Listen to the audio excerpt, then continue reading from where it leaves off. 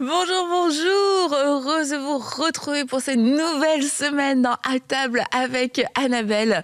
Et nous allons parler de sujets très intéressants, divers et variés, j'ai envie de dire. Et on commence aujourd'hui avec un thème intéressant sur la jalousie et les rivalités. Parce que, eh bien, si nous sommes honnêtes, nous tous, à un moment donné, eh bien oui, on a pu ressentir de la jalousie envers quelqu'un.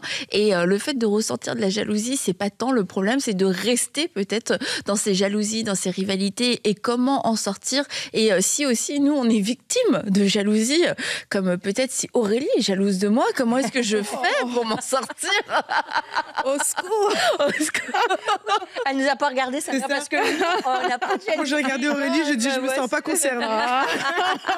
T'es tombée sur moi. Elle me regarde comme comment est-ce que je pourrais être jalouse de toi? C'est vrai qu'il y avait un petit air un peu...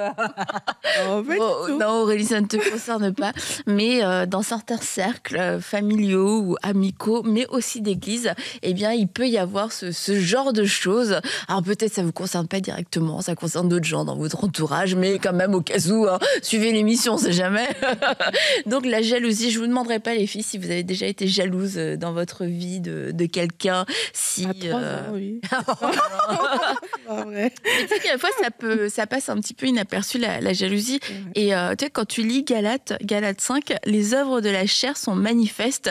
Ce sont l'impudicité, l'impureté, la dissolution, l'idolâtrie, la magie, les inimitiés. Bon, là, tu te dis, oui, idolâtrie, magie, impudicité.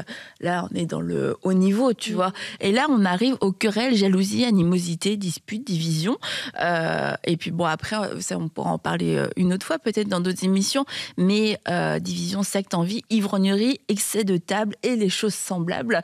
Bah, il y a des petites choses comme ça qui, dans les œuvres de la chair, peuvent passer un peu plus inaperçues parce que ça peut être des choses qui sont moins, peut-être, on va considérer moins graves, mais elles sont là, elles sont quand même là. Donc tout ce qui est jalousie, animosité, querelle, envie, division, eh bien ça fait partie des œuvres de la chair. Et aujourd'hui, nous dénonçons les œuvres de la chair. Non, mais on va parler parce que la jalousie, en fait, c'est comme je disais, c'est pas tant le fait de le ressentir parce que ça peut arriver. Et mais c'est comment est-ce qu'on fait en fait? Comment est-ce qu'on gère ce genre de choses? La jalousie dans les familles. Toi, Aurélie, tu viens d'une famille où vous êtes beaucoup de frères et sœurs. J'imagine qu'il devait y avoir quelques comparaisons et quelques jalousies de temps en temps, quand même, chez les Tchatchous. Même pas. Dans mes souvenirs, Dans une non, famille, mais sérieux, la façon dont on nous a éduqués, je ne le ressens pas. Tu vois, j'ai même pas un souvenir forcément de comparaison entre nous. Ah ouais. Dans le sens que l'éducation qu'on a reçue, c'est chacun prenait soin de l'autre et très vite, on nous a appris à partager. Donc, quand tu gagnais quelque chose, même un petit truc, on se partageait entre nous. Donc, on n'a pas... et on a gardé ces réflexes même plus vieux. C'est que, j'ai une somme d'argent que, waouh, on se partageait, tu vois, entre nous. Donc, vu comme ça, oui, on a eu nos challenges de famille. Hein, c'est pas la famille parfaite, mais la jalousie, j'ai vraiment du mal à mettre le doigt dessus. Vraiment, peut-être, sauf si mes sœurs étaient très jalouses. Mais de la jalousie. Ouais. On était Non, deux j'ai filles, du nous, mal. environ 3 ans et demi d'écart, tu vois. Donc, moi, j'étais la plus jeune, elle était la plus vieille. Donc, souvent, elle avait plus de droits, de choses comme ça, mais aussi, rendu à l'adolescence, et la comparaison se ressemblait beaucoup. Tu sais, quand tu es jeune, l'écart de 4 ans, ça paraît, mais quand tu arrives jeune adulte, tu vois, donc, et même, ça peut aller loin, comme, c'est triste à dire, mais, tu vois, elle essayait d'avoir des enfants pendant des années, tu vois, puis quand c'était difficile, tu sais, quand souvent, la jalousie, ça part, on va en parler, mais de quelque chose qui te manque ou qui te blesse, tu vois. Donc, moi, quand j'ai eu mes premiers enfants, mes premiers enfants, mon premier enfant, non, mes 15 enfants, non, mais mon premier enfant, elle se réjouissait pour moi, c'est normal. Mais je sentais qu'il y avait quelque part un peu une comparaison, tu sais, de le fait d'être capable d'enfanter pas.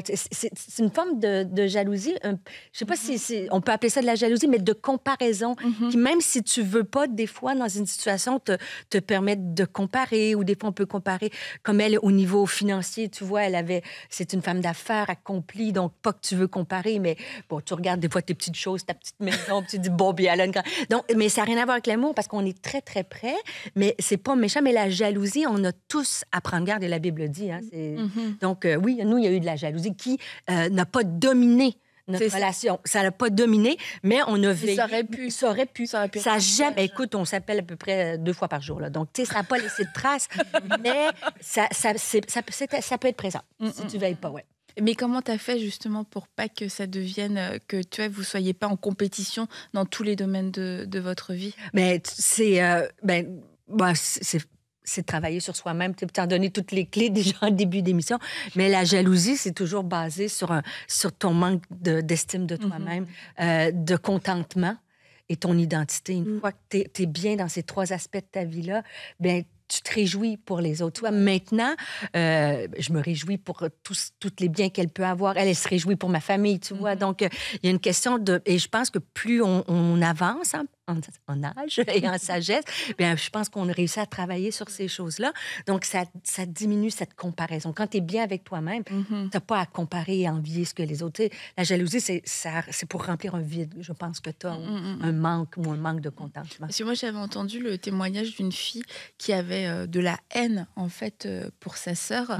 Et tout ce que sa sœur faisait, elle se sentait toujours, elle, attaquée, comme si sa sœur l'aimait pas, comme si elle en avait contre elle. Et en fait, elle a réalisé que la base de tout ça, la racine, c'était de la jalousie. Elle enviait sa sœur et du coup, ça s'était transformé en haine contre elle. Et le jour où le Seigneur lui a ouvert les yeux sur cette racine, mais en fait, c'est la jalousie, elle a vu que c'était un filtre et c'était ça qui était venu empoisonner toute leur relation et qu'elle voyait tout à travers cette jalousie. Donc, elle voyait sa sœur à travers cette jalousie-là. Et le jour où elle a été libérée de ça, parce qu'elle en a eu conscience, la relation a totalement changé. Mais c'est la jalousie qui était venue pourrir et gangréner cette relation. Moi, je pense que oui, il faut en prendre conscience. Parfois, on a plus conscience de la personne qui est jaloux en face que de se dire, moi-même, j'ai peut-être de la jalousie dans mon cœur. Et c'est important d'analyser aussi nos réactions. Parce qu'il y a des réactions qui ne sont pas normales. La Bible dit, réjouissez-vous avec ceux qui se réjouissent, pleurez avec ceux qui pleurent. Mais si tu n'arrives pas à te réjouir parce que ton frère a quelque chose, il faut te poser la question, est-ce qu'il n'y a pas une racine de jalousie à l'intérieur de moi? Si, comme tu dis, tu as toujours une lecture péjorative de certaines choses qui concernent tes frères et tes sœurs, il faut te poser les questions. Et même si parfois c'est masqué sous le fait que les gens sont imparfaits, tu vois, donc ils vont commettre quand même des actes imparfaits. Donc tu auras même peut-être raison de dire telle chose, tu vois. Mais il y a des cas quand même où quelqu'un est imparfait, tu as vu, tu ne l'as pas dit, il n'y a pas eu ce truc là à l'intérieur qui t'a poussé. C'est pour ça qu'il ne faut pas juste cacher ça derrière, mais il a mal fait. Qu'est-ce qui est à l'intérieur de moi? Je pense qu'on doit prendre ce temps-là, que ce soit dans notre famille même ou ailleurs, de vraiment dire pourquoi est-ce que je réagis comme ça? Pourquoi est-ce que je n'arrive pas à me réjouir pour lui, pour elle? Qu'est-ce qui se passe à l'intérieur de moi? Et je crois que c'est comme ça qu'on peut mettre le doigt sur certaines choses. Parce que pour nous, on a toujours des excuses. Et pour les autres, on le voit toujours plus vite. Des fois, la jalousie, ça part de loin. C'est parce que des fois, les parents ont été pas toujours justes. Des fois, quand il y a une personne qui est favorisée dans la fratrie, elle veut pas, ça crée un peu... Et ça commence, c'est comme une boule de neige, une petite boule qui commence à grossir. S'il y a de l'injustice, après ça, des traitements, après ça, et tout ça, là, ça crée cette jalousie. Est-ce qu'on peut dire que la jalousie, c'est un petit peu comme... en tout cas, peut-être que j'ai une mauvaise perception, mais un petit peu comme la colère, tu sais. La colère, la Bible nous met en garde contre la colère, mais tu sais, on peut ressentir de la colère et l'important, c'est d'apprendre à le gérer. Je pense qu'on peut tous ressentir à un moment donné un peu de jalousie, mais justement, d'apprendre à le gérer, d'apprendre à le reconnaître, d'apprendre à se dire, OK, non, là, en ce moment, l'envie que je ressens par rapport à ce que possède l'autre ou ce que fait l'autre, d'être justement suffisamment conscient. Je pense pas que on puisse se dire on sera jamais jaloux, puis je pense pas qu'il faut qu'on se condamne tout de suite dès qu'on a de la jalousie, mais plutôt de se dire OK, là il y a quelque chose en moi qui voit en fonction de cette personne, mais tiens, je commence à ressentir de la jalousie par rapport à Stéphanie, puis rapidement... Par rapport à ma voix. Oui, absolument. Ma façon de chanter, oui. tu vois, je comprends. Non, par rapport à la danse. J'ai vu Stéphanie danser, je me suis dit, c'est pas normal, comment ça se fait que moi je danse pas aussi bien. Tu sais, par exemple, ça pourrait être... Danser dans la joie. Ça pourrait être une pensée comme ça, mais justement, je pense qu'il faut demander à Dieu d'avoir... d'avoir automatiquement ce réflexe de se dire, OK, là, en ce moment, ce que je ressens, est-ce que c'est par rapport à Stéphanie? Est-ce que c'est par rapport au fait que j'ai toujours rêvé danser et de voir les autres danser, ça mène à la jalousie? Mais en tout cas, c'est une perception un peu que j'avais comme si on est jaloux, de pas tout de suite se dire, ça y est, je suis en train de pécher. Mais de la même manière qu'on a peut-être, des fois, on peut ressentir de la colère, d'apprendre à gérer la colère et apprendre justement à faire attention, à ne pas justement l'entretenir et aller trop loin là-dessus, avoir le réflexe tout de suite d'analyser sa jalousie. Et Atom, ça fait une émission dans Teach sur justement les rivalités dans la famille. Et un des points qu'il disait, c'est bon que l'enfant puisse avoir de l'espace pour exprimer qu'il ressent de la jalousie. Et si tout de suite tu dis à l'enfant, ah non, c'est pas bien, t'es jaloux, etc. En fait, il va, ok, je peux pas le dire en fait. Et puis, et c'est ça, c'est que ça va rien régler. C'est qu'en fait, on est tous à un moment donné, comme tu disais pour la colère, c'est à un moment, on va le ressentir. Le but, c'est pas de se dire je veux jamais être jaloux de ma vie. C'est je veux pas rester là-dedans et surtout pas l'entretenir. Et c'est vrai qu'en tant que parent et même envers nous, mais c'est d'avoir cet espace de le dire ok, là, je ressens de la jalousie, mais maintenant, ça va être l'étape supérieure. Comment on le traite? Et quand un enfant va avoir le courage ou l'innocence de dire qu'il est jaloux, c'est de pas tout de suite non plus le condamner, mais de pouvoir l'enseigner pour qu'il comprenne ce qu'il ressent, mais aussi ne pas l'entretenir. Et puis, c'est une belle occasion de pouvoir l'enseigner. Mais c'est sûr, la condamnation va amener la honte. Et du coup, il y a beaucoup même d'adultes qui vivent la jalousie, mais c'est tellement honteux de dire je suis jalouse. Tu te sens comme quelqu'un de super méchant. La colère, c'est hyper honteux, c'est de dire je suis jalouse. Surtout quand t'es grand, quoi.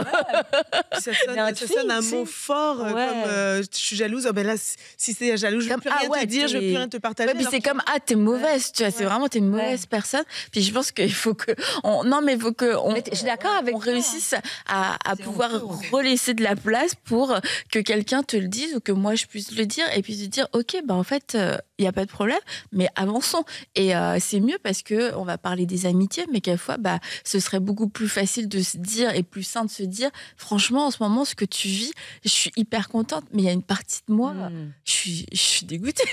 J'aimerais trop être à ta place. C'est très difficile à dire. Je peux dire je suis en colère, je peux dire j'ai des émotions, mais la jalousie, surtout entre filles, il y a la solidarité féminine, surtout quand tu peux pas comme croyant de dire je suis jalouse de telle personne. Pourtant, en parlant des filles, la jalousie c'est très absolument. Mais c'est tout à fait vrai, Annabelle, ce que tu dis, d'être capable de le nommer pour enfin en être libéré. Mais souvent, c'est parce que c'est honteux, on l'enfouit un peu dans... Tu sais, le fils prodigue, avoue que c'est moche quand tu lis l'histoire. Son frère, celui qui a bien, il est jaloux de celui qui revient. Tu te dis, frère...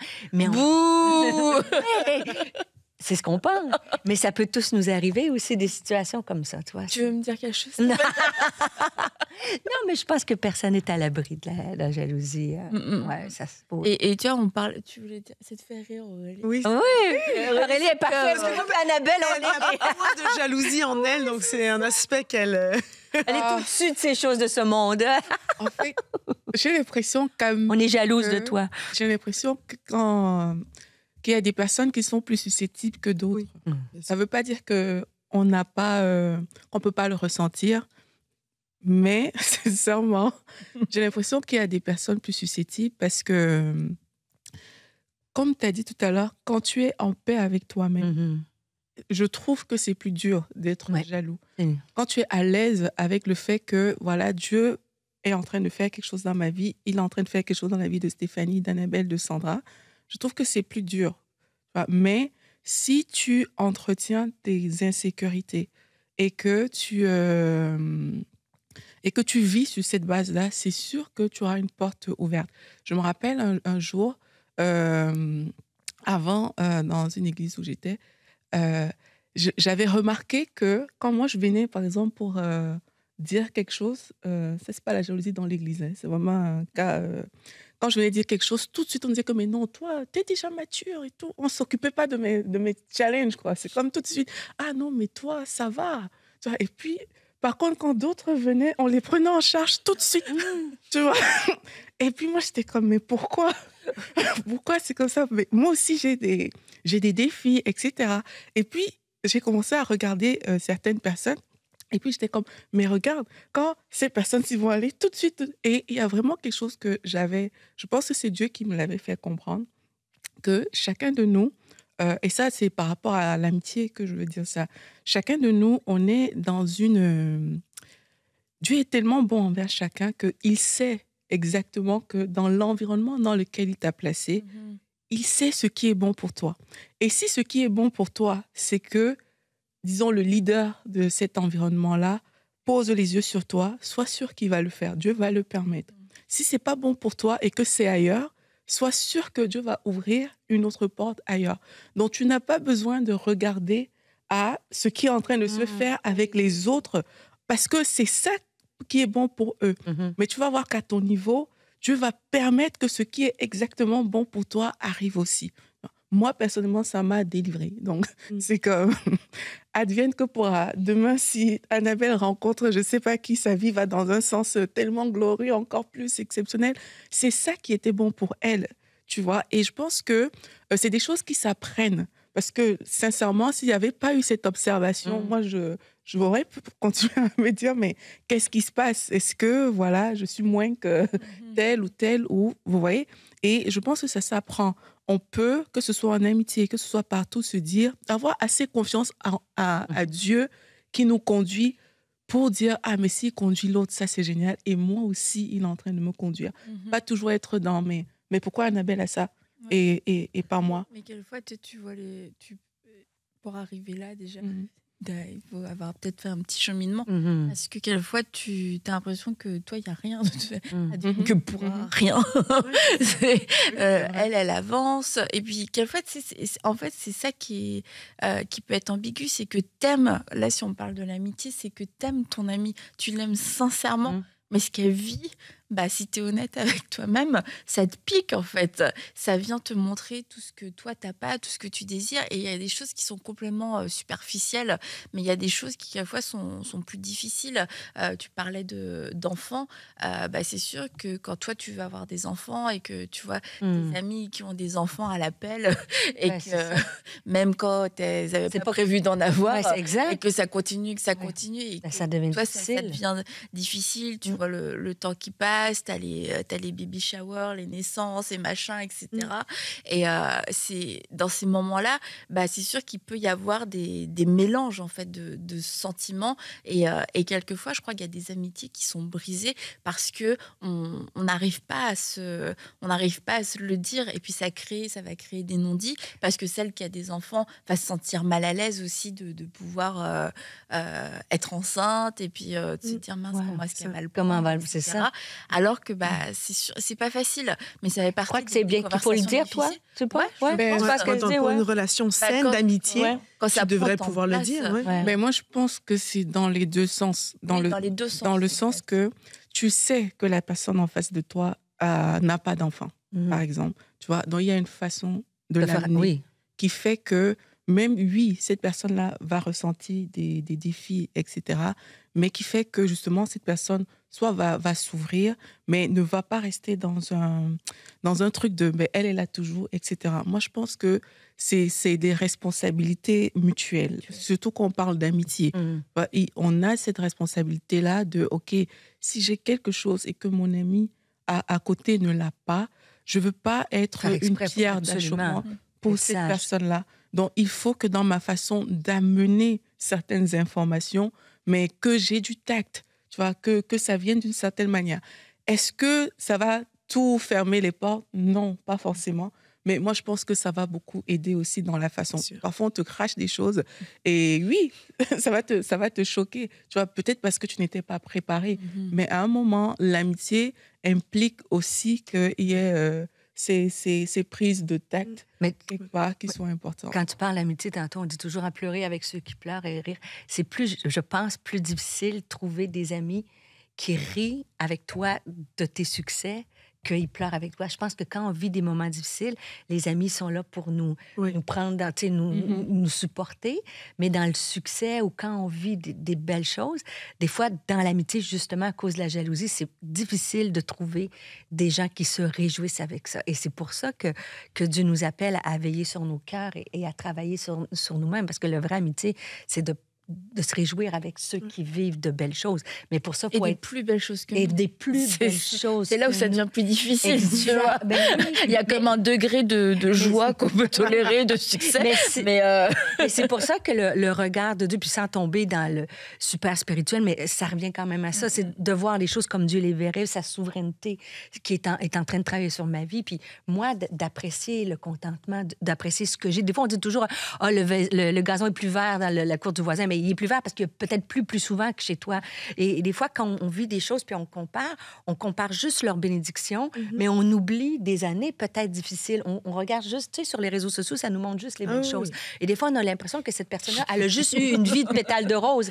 Mais dans le fond, tu sais, il pleut sur les justes comme sur les injustes, tout le monde, un jour ou l'autre. Et il ne faut pas s'arrêter au moment présent. Il faut regarder sur l'échelle du temps. Puis chacun a ses défis dans la vie. Et on peut se réjouir quand c'est un moment de victoire, ben on se réjouit ensemble. Ça, c'est important. Et n'est-ce pas, Sandra? Je suis en train de penser aux choses que des fois, on est jaloux des bénédictions, mais en fait, on n'a peut-être pas les épaules pour porter les combats et les choses qu'il y a eu derrière. Là. Fait que des fois, on jalouse ce qui peut-être nous marque aux yeux ou les choses qu'on aurait envie d'atteindre, les bénédictions de certaines personnes, mais on ne sait pas la personne, le temps qu'elle a passé à genoux, les larmes qu'elle a pu verser pour arriver là. Et aussi, notre perception de bénédiction, en fait, c'est qu'on voit la bénédiction de quelqu'un comme ça, mais en fait, tu n'es même plus capable de voir toi-même tes propres bénédictions, puisque Dieu fait dans ta vie. Et justement, des amitiés saines et des amitiés, justement, où il y a cet échange qui est équilibré, ça te permet aussi de pouvoir te rendre compte que, oui, mais on se réjouit pour moi, mais regarde, on va se réjouir pour toi, pour ça, pour ce que tu vis en ce moment, pour cette saison, pour cette prière qui paraît peut-être insignifiante, mais auquel Dieu a répondu. Puis en fait, d'essayer comme tu disais, d'être bienveillants les uns envers les autres. Puis je pense que c'est ça aussi que Dieu nous appelle, c'est de toujours essayer d'aller chercher de célébrer les autres, d'être reconnaissant pour les autres, d'essayer d'élever les autres, même dans les petits détails, même si toi, tu as accompli le truc que tout le monde rêvait de faire, mais que les autres le font pas, mais nous, de pas juste nous célébrer, mais de prendre le temps aussi de célébrer les autres, puis tu sais, de dire, ouais, génial, merci, on me célèbre, mais tu sais, on fait un baby shower pour mon enfant, mais OK, qu'est-ce que je peux célébrer chez mes amies pour qu'elles aussi, elles sentent qu'elles sont appréciées, valorisées, aimées, qu'elles sont pas mises de côté, que Dieu aussi fait des choses dans leur vie. Et je pense que c'est important de toujours... C'est ça, réfléchir et de se dire, OK, on va pas juste mettre sur les grands accomplissements, mais il y a plein de choses au quotidien qu'on peut aussi... Puis lorsqu'on est dans une saison où parce que, tu sais, il y a des nuances dans ça. Des fois, on peut avoir de la jalousie, même si notre carquois est plein, on est béni, puis c'est quelque chose qu'il faut guérir en soi. Des fois, on peut avoir de la jalousie parce que c'est vraiment difficile. On parle, tu sais, quand tu vois toutes les filles avoir tout ça, les enfants, un mariage difficile, tu sais, tu peux comparer. Mais moi, je pense qu'une des clés qui ouvre le ciel, c'est même si tu as l'impression que c'est vide, de bénir l'autre. Ça ne veut pas dire que c'est faux ce que tu dis, mais c'est comme appeler la bénédiction. Tu sais, dans des défis, par exemple, avec des enfants comme moi, mais des fois, je disais, comment va ton... Oh, je me réjouis. Oh, il va à l'université, ton gars, je suis contente pour toi. Tu vois, au lieu de... Et même si toi, tu as une tristesse en dedans, je pense que bénir l'autre, ça ouvre le ciel quand même. Et ça protège le cœur. Ça protège le cœur. Ça fait pas faux, hein. Des fois, je me dis, est-ce que c'est faux ce que tu dis? Non. Je suis pas dans l'émotion, mais je suis dans la déclaration. Tu vois, de ne pas attendre de le ressentir, dire, je le sens, je vais te bénir. Non, même si c'est dur pour toi, je me réjouis pour toi. Plus, j'ai aussi envie de dire à ce que tu dis, Stéphanie, que c'est aussi un combat, dans le sens que il y a différentes saisons. Il y a des périodes où, par rapport peut-être à un manque que tu as, ça va. On peut même te dire des trucs et puis, écoute, ça passe, tu vois.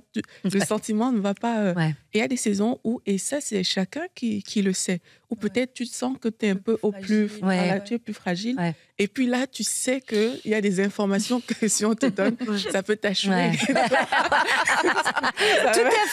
Il y a un mois, ça passait, mais là... tu le sais. Donc, je pense qu'il faut se préparer aussi. C'est pour ça que j'aime beaucoup le point que tu apportes, parce que c'est, comme je dis, il y a aussi un combat, entre guillemets, qui se joue là-dedans. Si tu sais que tu es dans une période de fragilité peut-être émotionnelle, où il y a des choses qui peuvent t'affecter et te pousser à la jalousie, mais c'est vraiment à toi de décider que quel que soit ce qui se passe, je vais bénir, je vais me réjouir.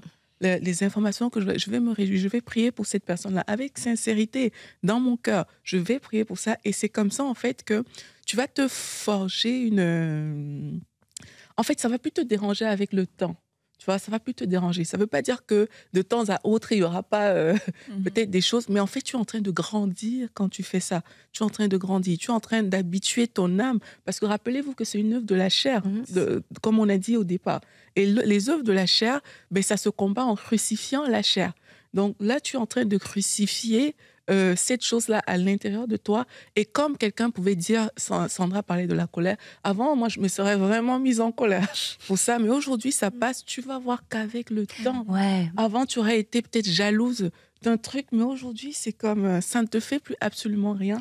Mais il faut le réaliser et te battre aussi. Mais aussi, ce que tu nourris pas, grandit pas. Donc, ta jalousie, tu as aussi le choix de la nourrir ou pas. Tu vois, des fois, tu peux bénir de ta bouche, mais c'est sûr que si tu prends du temps à aller voir qu'est-ce qui se passe dans la vie de l'autre, elle a eu ça, tu comprends. Donc, tu nourris quelque chose qui va grandir. Moi, dans la pandémie, quand tout s'est fermé pour moi, tout le monde créait un truc, un podcast, un bidule, un machin. Moi, je savais rien faire de tous ces trucs-là. Et à un moment donné, je me suis dit, découvrir les audios sur WhatsApp. Un bidule, ça te donne-tu une idée, comme je sais pas quoi, un blog, n'importe quoi, tu vois le genre. Donc, moi, je me suis dit, ça, c'est pas moi, je serais pas capable de faire ça. Mais je savais regarder, par contre. Et pendant un certain temps, j'ai tout fermé parce que ça nourrissait des choses qui étaient pas bien, moi. Puis je regardais, des trucs, puis j'ai fermé parce que je voulais pas nourrir ça. Donc, ce que tu nourris pas, grandit pas. Eh bien, t'es sur un podcast maintenant, tu vois. Maintenant, j'ai des podcasts. sur un bidule de podcast maintenant. Maintenant, j'ai plein de trucs que je fais parce que je me suis dit... Mais, tu sais, comment... mais on en revient encore au fait d'être honnête avec soi-même, qu'en fait, c'est de la jalousie qu'on peut ressentir. Et tu sais, dans Jacques, quand on parle de la sagesse, comment il nous dit, là où il y a de la jalousie, de la rivalité, il y a toutes sortes de désordres et de mauvaises pratiques. Ouais. Et en fait, quelquefois, on n'est pas honnête avec nous-mêmes, et du coup, on va dire non, c'est pas la jalousie, c'est de la sagesse. Et cette fausse sagesse dont la racine réelle est la jalousie nous pousse à avoir des discussions, un regard, des façons de penser qui sont complètement fausses, mais on se dit... Parce qu'on a honte peut-être de dire clairement, en fait, je suis jaloux. Et tu vois, tu es là, tu regardes tout ce que les bidules des autres gens. Et puis, tu vois, on peut commencer à dire des choses.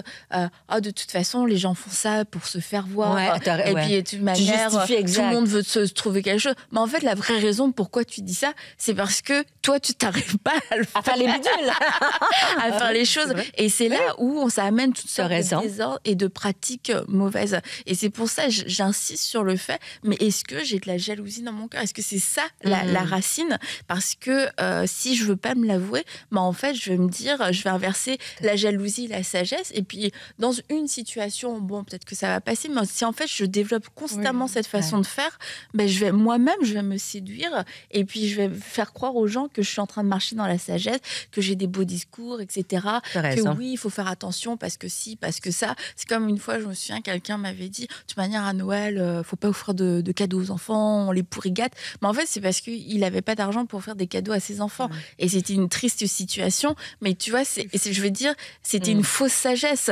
Parce que s'il avait eu les moyens d'offrir des cadeaux à ses enfants, c'est ce qu'il aurait choisi de faire. Mais du coup, il avait choisi une autre approche.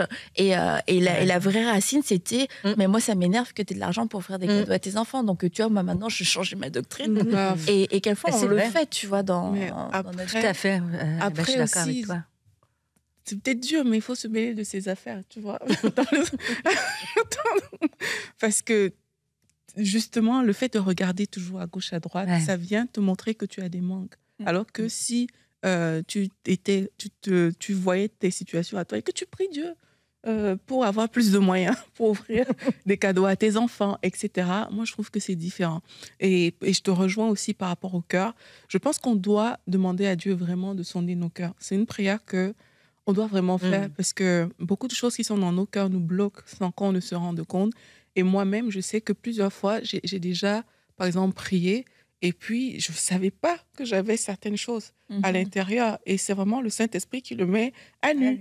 Mais toi-même, comme ça, tu ne le vois pas et tu ne le sais pas. Et si quelqu'un te le disait, tu dirais... non. Qu'est-ce qu'elle raconte, tu vois? Elle est jalouse. Je pense que sonder les cœurs aussi... demander à Dieu de sonder nos cœurs.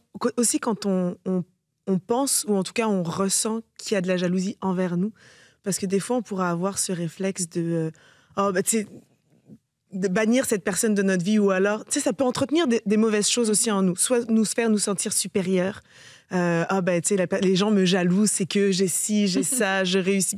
Ça peut aller vite, l'orgueil aussi. Là. Ou au contraire, ça peut générer du rejet, de l'énervement. Mais pourquoi cette personne, à chaque fois que je fais quelque chose? Puis, la Bible, elle nous dit là, d'entretenir la paix autant que cela nous est possible, chacun d'entre nous. Et aussi qu'il est agréable et qu'il est doux pour des frères de demeurer ensemble. C'est là que l'Éternel envoie sa bénédiction. Puis je pense qu'on doit avoir cet objectif-là en tête, que l'on jalouse ou qu'on soit jalousé. Mais souvent, on parle souvent de « je veux pas être jaloux », mais on parle moins souvent de quand on a l'impression. Puis je sais que dans les différents groupes de louanges que je peux former, c'est tout le temps le sujet qui revient de soit « ah oui, telle personne a toujours de la chance, blablabla ». Donc là, tu vois les jaloux.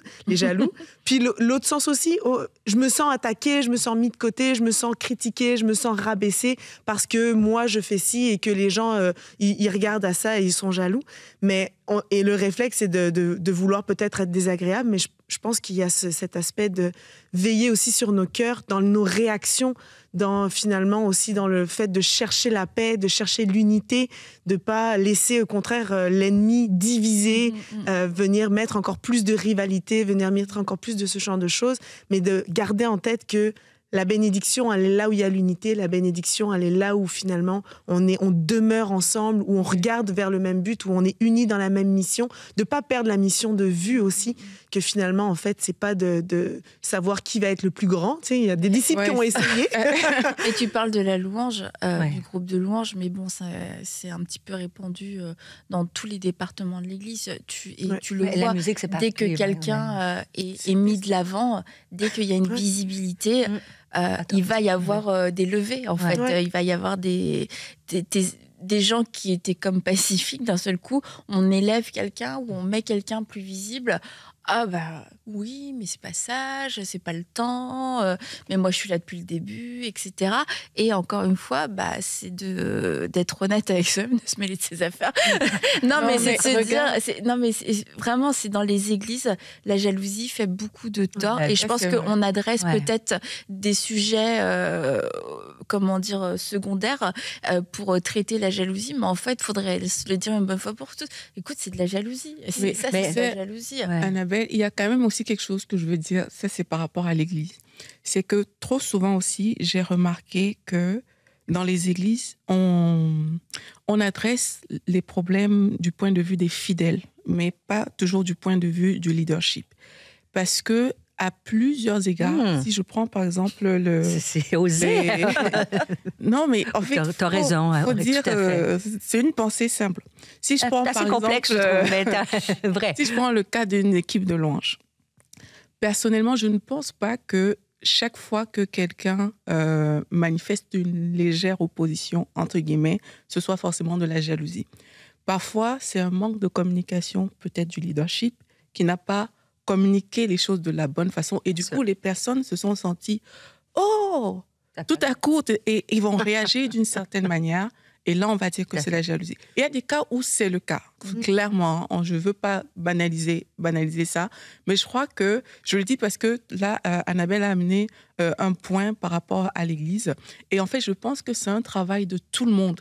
C'est un travail de la tête et du bas en même temps qu'il faut faire, parce qu'il y a des cas où il y a des informations qui ont été bien communiquées et ça a été bien pris, tu vois, où les choses ont été bien faites. Et il y a des cas où, malgré toute la bonne communication de la Terre, oui, dans les cœurs, il y a des choses qu'il faut guérir, il y a des choses qu'il faut soigner.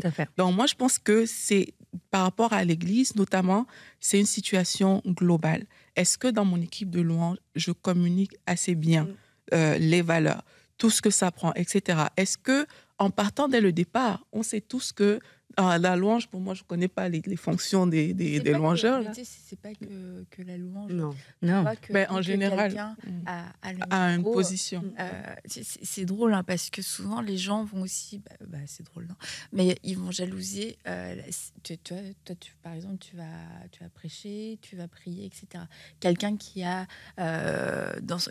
dit mais moi je suis appelé à l'intercession. C'est toi qui va prendre en grippe. Ça va pas être la personne de la louange parce qu'elle s'identifie pas à ce parcours-là. Par contre, elle va s'identifier à toi. Et puis, soit ça devient une inspiration, mais s'il y a une ouverture, une brèche ou quelque chose déjà de pas sain, tu vois, et peut-être qu'il y a eu des erreurs, des manquements, des maladresses, d'un seul coup, il peut y avoir une jalousie. Et puis, tout ce que fait Aurélie, oui, mais Aurélie, elle est ceci, oui, Aurélie, elle est cela. Ouais. Et souvent, en fait, c'est une projection. C'est parce que j'aimerais juste avoir ce qu'elle a. Et en fait, je vais m'en prendre à cette personne. Mais ça, c'est déjà loin. Mais parfois, la première fois que tu as ça, si je peux dire ça comme ça, c'est pas vraiment la première fois. Au début, parfois, c'est pas de la jalousie. Ça devient de la jalousie quand la chose est mal entretenue. C'est pour ça que je dis ça, parce qu'il y a beaucoup de gens qui sont là tout de suite en disant « mais moi, je suis jalouse ». Peut-être pas. Peut-être que tu as juste vu quelque chose et par contre, veille à ce que cette chose que tu as vue ne devienne pas un poison qui empoisonne ton cœur et que tu aies ce regard que tu entraînes. Tu parlais du leadership, mais c'est vrai que des fois, en tant que leader, et je vais m'inclure dedans comme ça, mais on peut avoir tendance à être élitiste. Et c'est ça que je m'en dis. On valorise beaucoup certaines fonctions dans l'Église et d'autres. Leurs enfants. Et ça peut entretenir la jalousie dans le cœur des personnes, puis on le fait sans s'en rendre compte, mais on va, par exemple, je reprends l'exemple de la louange parce que moi, c'est le domaine dans lequel je suis, mais par exemple, quelqu'un qui a plus de facultés ou qui a plus de capacité, où on a l'impression qu'il y a plus d'onction, des choses comme ça, on va mettre on va vouloir investir dans cette personne à fond, puis des fois, c'est pas mauvais, mais on va négliger les autres au lieu de finalement essayer de... Surtout quand on encense même la personne. C'est ça. Puis aux yeux des autres, elle va tout le temps être mise, elle va tout le temps chanter, elle va tout le temps être... Alors que les autres, eux, ils demandent que ça d'apprendre, ils demandent que ça de grandir, et ça peut créer de la jalousie et l'entretenir. Tout à fait. C'était pour rebondir sur tout. Et même en termes de leadership, dans une église, il y a des fonctions qui sont beaucoup plus valorisées. Tout ce qui est visible, donc ça peut créer de la jalousie. Genre la louange ou la comptabilité. Ou genre la louange ou la comptabilité. Je choisis la louange. Même à l'école du dimanche, il y a des gens qui se donnent... J'ai jamais entendu quelqu'un dire « Je rêverais d'être un comptable comme toi. » Mais moi, mon mari, il l'a entendu déjà. Mais dans ce sens que c'est vrai que si on venait à Jésus, toutes les fonctions sont importantes. Il y a des gens qui se donnent là, tous les dimanches à l'école du dimanche. On les voit jamais, tu sais. Donc et d'autres personnes qui sont très visibles. Et du haut du stage, on va valoriser en disant tous les matins, est-ce qu'on peut remercier l'équipe de louange? Oui. Mais on remercie pas toujours les autres bénévoles qui sont... Et voilà, et on peut être un outil pour créer la jalousie. Donc, mais je pense que j'ai atteint mes limites. Aurélie a dit c'est dommage. Tu vois, on a perdu Aurélie au passage. Mais en tout cas, ceci, ce qui est le plus important, je trouve, c'est veiller sur notre cœur. Ça, c'est vrai. Puis des fois, la question à se poser, on dit sonde nos cœurs.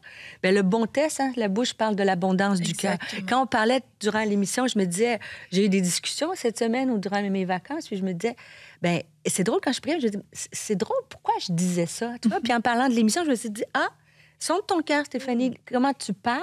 On ne veut pas adresser le terme jalousie, mais peut-être la façon dont on parle de quelqu'un, ça dévoile vraiment qu'il y a quelque chose. Un début de... Ça hypothétiquement, pour que vous puissiez vous identifier. Non, mais c'est vrai que la façon dont je parle de quelqu'un, c'est très révélateur. Me dire, est-ce que j'ai de la jalousie? Absolument. Ou une blessure intérieure. Oui, tout à fait. Oui. La blessure va amener aussi la jalousie, ou les deux, bref, peu importe. Moi, ce que je veux vous retenir, c'est que c'est parce qu'Aurélie a dit, c'est dommage, mais parce qu'on n'est pas dans une fatalité. Mais Mais c'est que, en fait, faut pas avoir honte de ressentir la jalousie. C'est des choses, ça fait partie des émotions. C'est pas une belle émotion, mais ça fait partie des émotions qu'on peut ressentir en tant qu'être humain. Mais c'est de se dire, est-ce que je veux rester et entretenir cette jalousie? Est-ce que je veux nourrir cette jalousie à travers une fausse sagesse, à travers de la critique, de la médisance, etc. Ou alors est-ce que, je veux m'en débarrasser et puis que mon cœur soit pur. Et pour ça, j'ai besoin simplement d'exposer mon cœur à Dieu et de dire, est-ce que j'ai de la jalousie? Et de nommer en fait le mot jalousie. Et même si tu es une femme adulte, si tu te dis, non mais ça c'est des choses d'enfant, la jalousie, non, parce que c'est peut-être ça que tu as dans ton cœur et qui est venu te séparer d'une amie, qui est venu te séparer de personnes aussi avec qui tu servais à l'église. Ça a mis une distance et puis peut-être que toi-même aujourd'hui tu te dis, ah mais c'est parce qu'il y avait telle et telle chose, etc. Mais si tu es honnête avec toi, alors que tu écoutes cette émission où le Saint-Esprit te parle, c'est parce qu'il y avait une jalousie dans ton cœur et que cette jalousie a amené du désordre, a amené des pratiques mauvaises. Alors aujourd'hui, le Seigneur te tend la main, sans condamnation, sans honte, pour te dire, moi je vais venir à ton secours si tu me demandes de venir t'aider. Et puis ensemble, on va traverser ça. Renonce à la jalousie et puis je vais remplir ton cœur. Et puis je vais t'enseigner aussi pour les prochaines fois comment ne pas tomber dans ce piège encore et encore. Parce que pour certains, ça peut être très fort au niveau de la personnalité. Pour d'autres, c'est plus ponctuel. Mais si c'est quelque chose avec lequel tu te bats régulièrement, le Saint-Esprit aujourd'hui est disponible pour venir à ton secours et pour venir t'aider. Donc, n'aie pas honte, ne cherche plus d'excuses. Je suis jalouse. Et voilà, on l'a dit. Sois libéré et que le Seigneur puisse t'accompagner dans ce processus pour que tu apprennes à te réjouir pour les autres, à te réjouir pour toi-même aussi de tout ce que Dieu fait de bon dans ta vie. Amen. Et merci les filles d'avoir été avec nous et je vous remercie aussi en terminant tous nos partenaires. Un grand merci à vous tous. Merci d'avoir choisi de pouvoir servir, de pouvoir donner dans une vision dans laquelle vous n'êtes pas là H24. Alors pour ça, il ne faut pas avoir de jalousie. Il faut avoir un cœur généreux, un cœur désintéressé. Un grand merci à vous tous. Et puis on se retrouve mercredi pour un nouveau bidule avec Annabelle. Bye bye. Je suis pas jalouse de toi, Annabelle.